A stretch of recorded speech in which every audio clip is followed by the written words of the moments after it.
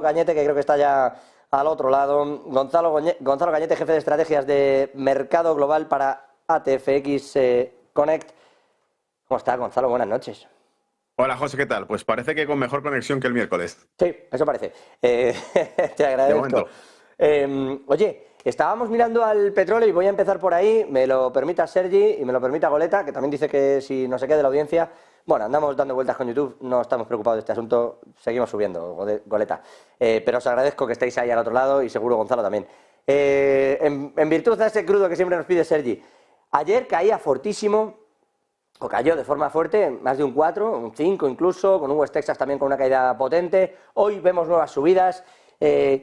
Yo lo contaba, digo, bueno, puede pasar por aspectos fundamentales, podemos hablar de que Estados Unidos tiene más reservas, de que baja la demanda de China para la caída, y si quieres podemos fijarnos también en aspectos fundamentales en que hoy sale la OPEP Plus y ha dicho, oye, que me reúno el 26 de noviembre de este mismo mes para decir que mete un recortazo como esto siga cayendo. Sí. Nos podemos agarrar a eso, pero los movimientos, Gonzalo, la verdad hay que decirla, se estaban produciendo antes de las filtraciones de todos estos tipos de noticias.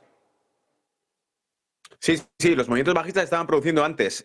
Fíjate, publicaba en redes precisamente, bueno, tú mismo has comentado durante el día de hoy, el tema de Irán, esa condonación de 10.000 millones que tenían bloqueados en activos, quizá era la moneda de cambio para que Irán no escalase el conflicto con Israel, porque fue lo que aceleró el crudo, lo que calentó el crudo. Pero antes de eso, sabíamos que la OPEP también zumbó al crudo. Ha habido dos movimientos en los que el crudo se ha calentado. Uno fue el 23, 25 de septiembre y luego fue el 7 de octubre con el ataque de Hamas a Israel. Por lo tanto, dos eventos distintos que aceleraban el precio del crudo, que nos llegó a $95 prácticamente el barril en 23 de septiembre, 92 y pico, 93, con el ataque de Hamas a Israel, y de repente el crudo cae. Y precisamente la cuestión en clave era, sabiendo de sobra que la única fuente de ingresos de los países que producen energía, de los países OPEP, sabiendo que Rusia y Arabia Saudita ahora son amigos, ya no son el aliado de siempre de Estados Unidos, Arabia Saudita, sino que ahora son Arabia Saudita y Rusia, amigos porque su ingreso depende básicamente de la venta de la energía, de la venta del crudo. Y ese crudo ha ido cayendo y cayendo y cayendo. Por lo tanto, lo único que podemos determinar, llegado a este punto, es que evidentemente una intervención en el precio del crudo era algo que probablemente ocurra. Es decir, la OPEP no va a dejar que caiga al vacío el precio del crudo. Poníamos en la publicación de hoy una ruptura por debajo de $80 por barril. Parece haber provocado una buena cantidad de ventas técnicas.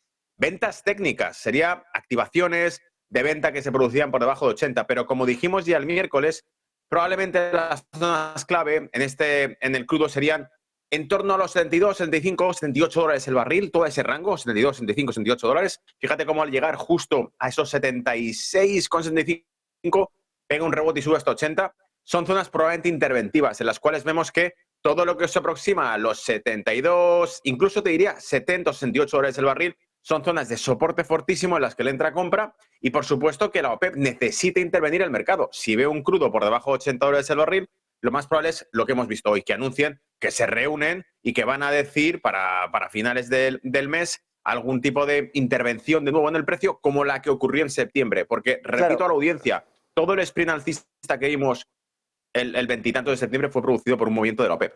Vale, voy a eso, Cañete. Me hablas también del movimiento de Irán, de ese desbloqueo de los 10.000 millones. Ya van 16.000 millones lo que le desbloquea a Estados Unidos a Irán, que no es que le pague, lo decía yo y quiero ser específico con esto. No es que Estados Unidos esté sacando dinero y subvencionando a Irán, sino que un dinero que tenía retenido de una serie de operaciones que le congeló, en particular porque se salía del Tratado de No Proliferación de Armas Nucleares Irán, y eso mosqueaba a Estados Unidos y le congeló un montón de operaciones internacionales relacionadas con el crudo, y en eso había pues más de 16.000, pero lleva ya 16.000 millones desbloqueados.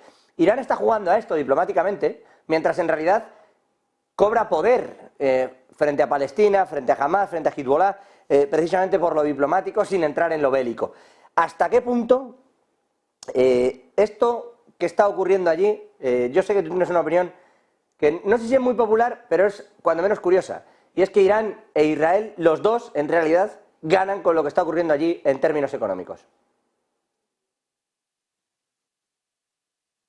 Yo pienso que sí. Yo pienso que hay dos cuestiones fundamentales por las cuales hay un win-win en esa relación. Primero, por un lado, el tema de Israel. Israel tiene un pretexto perfecto y con esto hemos visto muchísima especulación con que Israel sabría de antemano el ataque de Hamas que se estaba planificando el 7 de octubre, que se le advirtió por parte de servicios secretos de Egipto, pero no hay que olvidar que Israel es uno de los servicios secretos más potentes del planeta.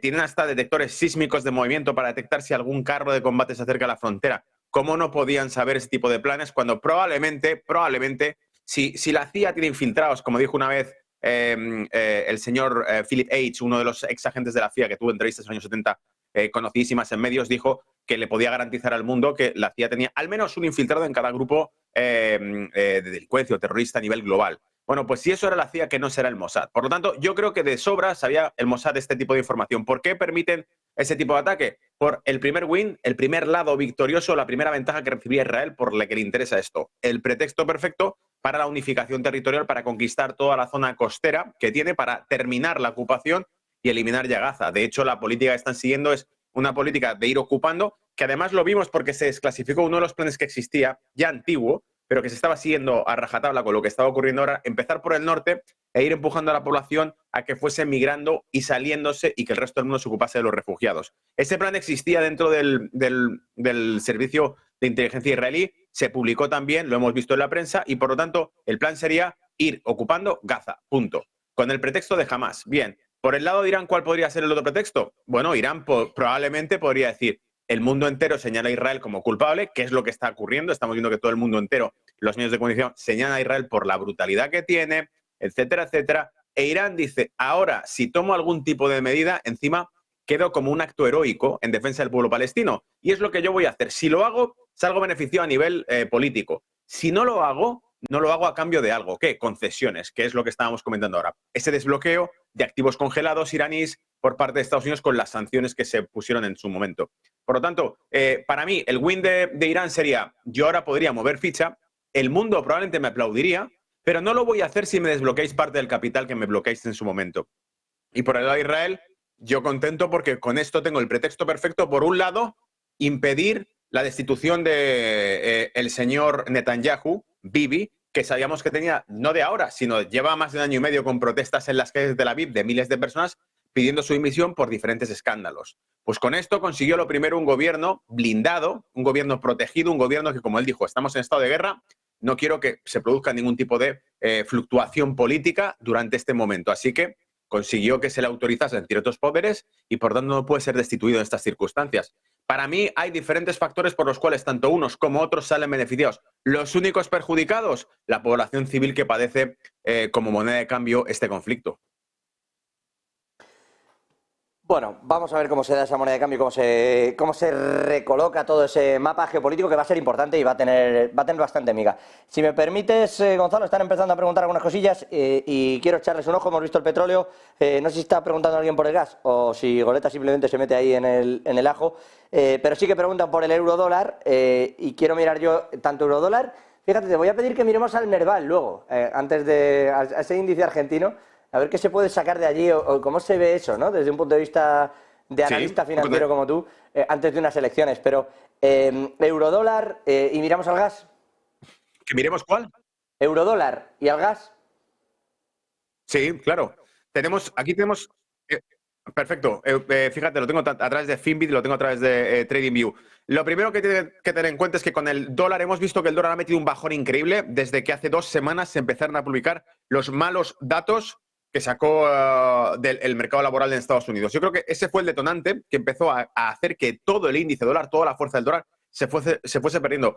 No hay que olvidar que hemos tenido un año buenísimo para el dólar, no tan bueno como el año pasado, que machacó a todas las monedas, pero este año estaba yendo exactamente por las mismas vías.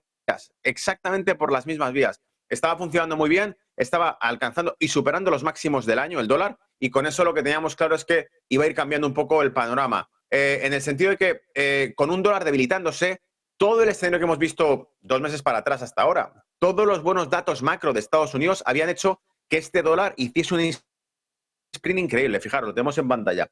Toda esta subida que iba haciendo el dólar, brutal, se ha ido truncando a medida que han salido esos malos datos. Lo primero, el mercado laboral débil, por fin. Fíjate que hasta Cascaris de la Reserva Federal dijo, esto es un dato útil, son datos útiles, pero, en fin, solo es un informe de empleo. No quiero sobreexcitarme. Quizá no quiero confiarme, ya saldrán peores datos, ¿no? Era como, no vamos a acelerar todavía tan pronto los malos datos macro de Estados Unidos. ¿Qué ocurre? Que entra la semana siguiente, esta última semana que hemos cerrado, y tenemos una tasa de inflación que sale pinchada por debajo. No solo eso, hemos tenido también las jobless claims, las peticiones de subsidio de desempleo más elevadas de lo esperado, por lo tanto, otro puntito más a un mercado laboral débil. Y por fin parece que se empieza a conjugar todos los factores que esperaba la Reserva Federal. ¿Que cuáles eran? Aquí Wall Street está deseando que las cosas vayan mal para que la Reserva Federal levante la presión sobre las tasas de interés y sobre el dólar. Y a medida que han ido saliendo malos datos macro, ha sido cuando el dólar ha ido primero cayendo en cascada, lo veis, debilitándose y perdiendo toda la tendencia fuerte que traía. Estoy hablando del índice dólar porque, según vemos el índice dólar desplomarse, vamos a ver cómo el eurodólar sube. Así de simple, así de simple. Cuantos peores sean los datos macro de Estados Unidos, más sube el eurodólar. ¿Por qué? Porque más se asume que se llegó a la meseta y que no va a haber más subidas de tipos. Y si no hay más subidas de tipos, pensémoslo por un segundo, sé que lo que digo es obvio, pero hay que darle una vuelta. Si no hay más subidas de tipos, significa que de aquí a lo mejor los próximos 2 años, lo único que nos queda por ver son tipos de interés más bajos y un dólar más débil. De aquí a 2 años. Es decir, solo puede caer. Si hemos llegado a una meseta, lo único que queda es la caída de la meseta. Y por lo tanto, no sabemos si será en 2 meses, en 6 o en 1 año, pero habrá recorte de tipos si esa es la meseta. Mientras tanto, ¿qué ocurre? Que hoy hemos tenido varios comentarios, desde de Guindos hasta otros tantos, por parte del Banco Central Europeo, diciendo que de momento se descarta recortes de tipos en el Q2 del año que viene. Y recortes de tipos en el Q2 del año que viene significa que todo este run que hemos escuchado los días previos de que habrá recortes para abril o para mayo en Europa y probablemente para junio en Estados Unidos, incluso para mayo en Estados Unidos, habrá esos recortes de tipos que para Europa son urgentes porque Europa sí está en recesión. Europa sí tiene malos datos macro, no como los de Estados Unidos, que crece al 4.9 anualizado, mientras que el de Europa está en el menos 0.1, la tasa del Q3 que sacaron esta misma semana confirmada. Por lo tanto, los comentarios del BCE animan aún más a pensar que pase lo que pase, el euro va a estar estrictamente seco, no se va a aplicar recorte de tipos hasta por lo menos el verano del año que viene y por lo tanto el euro no va a ceder y va a continuar con la liquidez actual. Creo que todo eso envalentona al eurodólar, envalentona al euro contra el dólar porque la postura del dólar ¿cuál es? Aquí esto va bajando, esto se cae porque ya hemos llegado a meseta, fíjate los bonos también cayendo los yields, aumentaba la demanda de bono, se reequilibraba el mercado, la renta variable subiendo. El mensaje es clarísimo.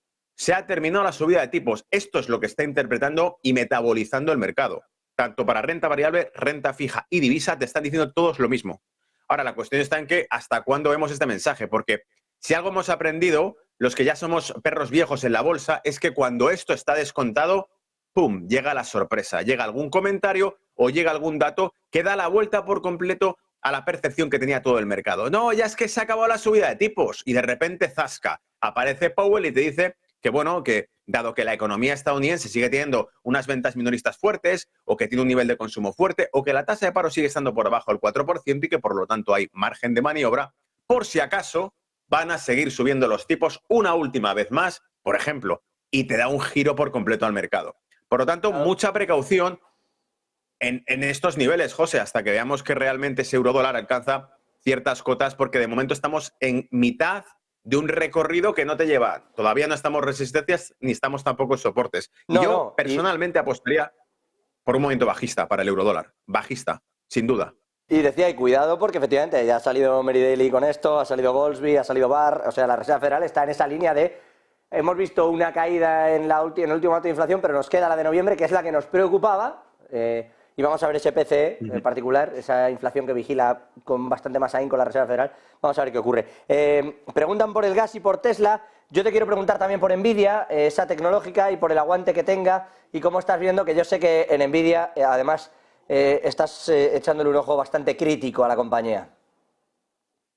Sí, le estás analizando hoy. Fíjate, el gas lo teníamos en pantalla. Estoy sacando los futuros del gas que teníamos de Estados Unidos.